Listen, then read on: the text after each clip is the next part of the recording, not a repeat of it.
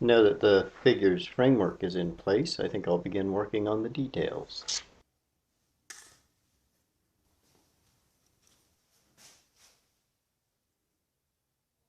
This scene is set somewhere in the late 1950s, and it was common at that time for us to have hip boots and wear them for this kind of work. The upper part could be rolled down for walking and then pulled up if you needed to go out in the water to get a trap.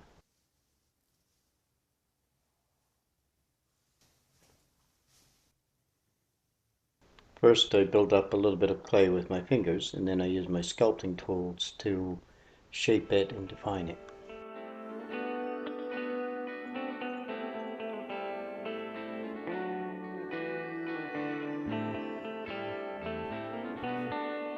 These boots are quite large and become an important part of the sculpture, so I take a fair amount of time to try and get them looking right and having a little bit of character and detail to them.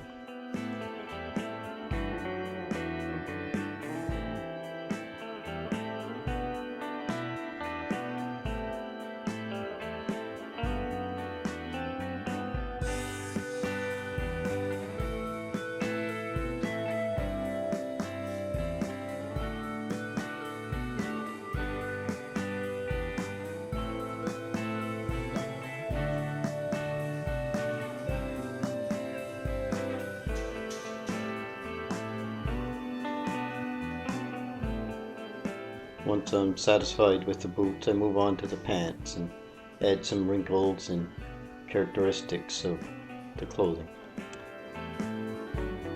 The shirt would usually be tucked inside the pants, but it has come out during the process of doing this hard work.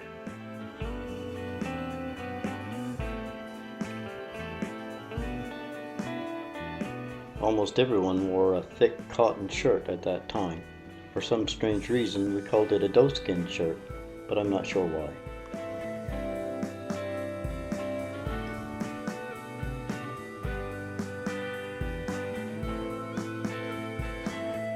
And now to make the trap line. I'm starting with the coil of rope that will be in his hand.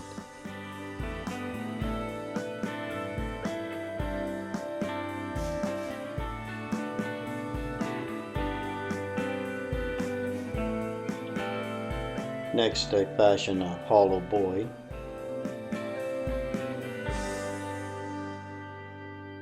Add a broken buoy tail.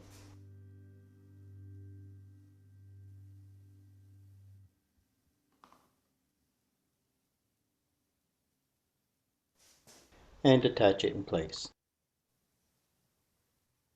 This would have been a small wooden buoy.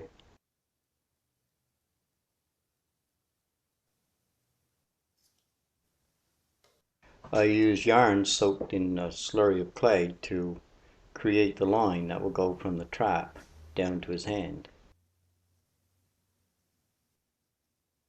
That way I can create the look of the knots without quite so much sculpting, and it allows me to go through empty space with a line of clay.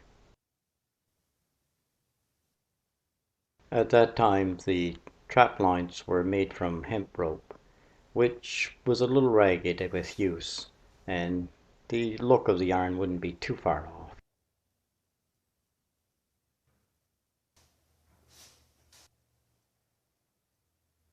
I use small sculpting tools and paintbrushes to touch up the line and try and make it look a little bit more like it should.